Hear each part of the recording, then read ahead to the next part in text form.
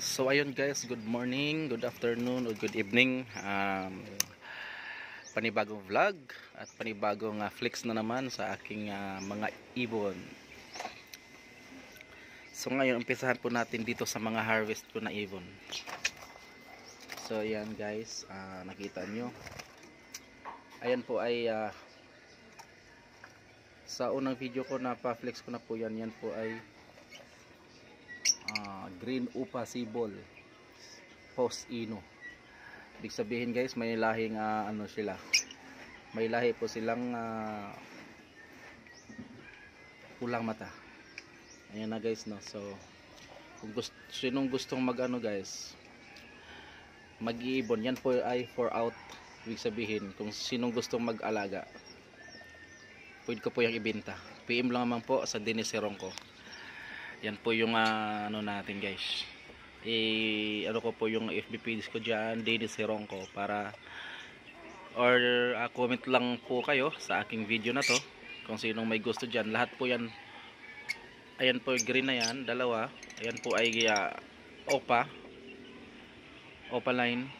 Yung blue, opaline. Tsaka yung isang green, opaline din. Bukod dito sa perso na dalawa. Yun pong green, tatlong green, at yung isang blue sa gitna. Yan po ay mga post ino, may lahing pula mata. And then yung perso na yan, dalawang hen po yan. Kasi yung isa nakawala, yung isang lalaki. Yan, PM lang po, comment lang po kung sinong gusto mag-alaga ng ibon. At yan po ay for out ko. Pero pag hindi naman nakuha, yan po ay ibibreed ko at padamihin ko pa. Kasi itong mga post ino na to, maari po itong maglalabas ng dilaw ang kulay ng ano, dilaw na dilaw lahat. Mga lutino at pula ang mata kasi may dugo nga silang ganon, mga inlines. Ibig sabihin na inlines, pula mata at dilaw yung mga feeder. So ayun, comment lang po kayo guys kung sinong gusto mag-alaga ng mga ibon ko. Napakagandang ibon to guys, napakaganda talaga ng ibon, napakasarap sa mata, napakasarap, ang ganda, napakalamig sa mata, nakakawala ng pagod. Ayan guys, ngayon papakita ko din sa inyo yung aking mga cages, yung mga aking mga kulungan. Kasi nga po, mga isang taon pa po tayong nagbi-bird, nag-iibon. Ang kaya natin kasi ano lang tawag nito, dito muna tayo sa mababang klase, no? Kasi medyo mahal din mahal din po yung yung mga double cage, nasa 800 po ang brand new, tapos may pa 150 yung mahal po. Kaya tsaga-tsaga lang tayo, dito muna tayo sa ating second hand na cages, pero maganda naman ang ating laman. Basta ang importante, wala lang pong butas. Lagi nating i-check kung walang butas yung ating kulungan guys, kasi makakawala yung ibon. Ayan, ito yung flight kids ko.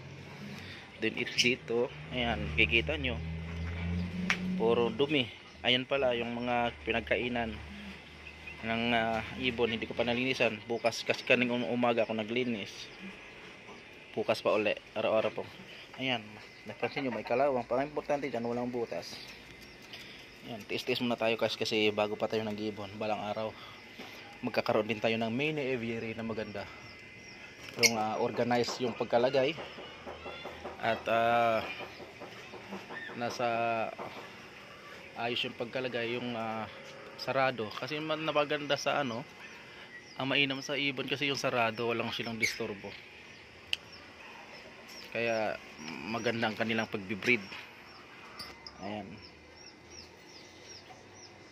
panatilihing malinis yan guys, araw-araw.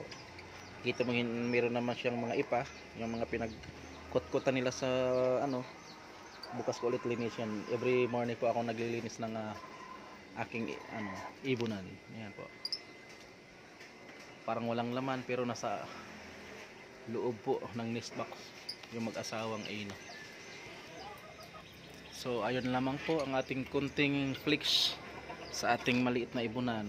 Meron lang ako dito na 1, 2, 3, 4, 5, 6, 7, 8, 9, 10. 10 na parisan po na ano, ibon. Dalawa po doon, tatlong parisan po doon yung ano, tatlong parisan po doon yung yung normal fisher. Tapos meron akong Dunfalo, post Dunfalo, dalawang post Dunfalo. Meron akong red factor nandun. Meron din akong dilute, dalawang klaseng dilute, dalawang pares. Tapos Dunfalo, tapos may back to back Lutino po dyan. May itlog na po sila dalawa. At yun, back to back pas split Tino. Yun guys. Proven breeder na po yung nandun guys. Tingnan mo. Tingnan mo yung aking aking ano, divider. Gawa lang sa ano, DIY. Nawala po kasi yung ano, ginawang ihawan. Kasi nabakante po kasi itong cage na to. Ginawang ihawan ay nawala na. Ayan tuloy. Nilagyan ko na dalawa sila, isang pares dito. Ayun oh. Tapos isang pares din dito. Kaya pinagbuklod natin, nawala na nga ano. Naglagay na tayo ng plywood. So ayan guys, happy birding. Happy switch on. So subscribe my new channel. Swerteng Kapakpak Mini Aviary. PM lang po sa gusto mag-alaga. Bye bye, love you.